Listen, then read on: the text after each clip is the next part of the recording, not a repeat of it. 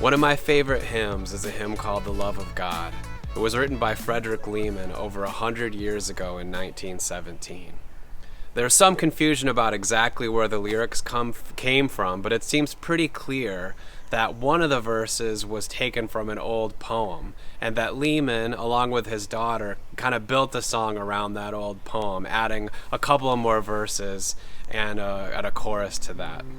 It's one of my favorite hymns, and I'm right now going to just sing through the first couple of verses in the chorus for you. The love of God is greater far than tongue or pen can ever tell. It goes beyond the highest star and reaches to the lowest hell. The guilty pair bowed down with care. God gave his son to win his erring child. He reconciled and pardoned from his sin.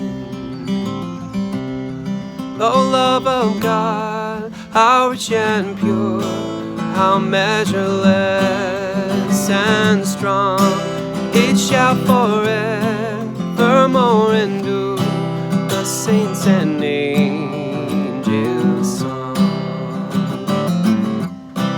Could we withink the oceans fill, and were the skies of parchment made, were every star on earth a quill, and every man a scribe by trade, to write the love of God above would drain the oceans dry, nor could the scroll contain the whole, though stretched from sky to sky.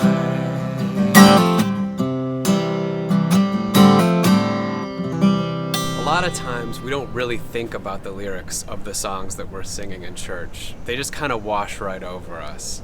And sometimes that's maybe an okay thing. There are some hymns that have some kind of bad theology. But a lot of times we're really missing out when we don't think about the lyrics of the songs that we're singing.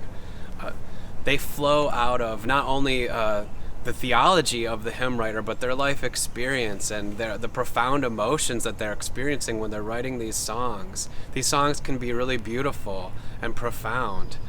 And that's what this series, How Sweet the Sound, is all about. Slowing down, stepping back, and taking a closer look at the songs that we are singing in church. Songs like The Love of God. My name's Kevin Fitton, and I'm the music director at our Potterville campus. I'm also a writer and a PhD student in creative writing at Western Michigan. It's probably not a huge surprise that one of the things that I love about this song is the imagery. There's this sort of crazy idea in here of all human beings getting together and trying to use the power of their creative imagination to write down the full extent of God's love. The sea being filled with ink, the sky one giant piece of parchment, and yet the people run out of words. They're not able to describe fully the love of God.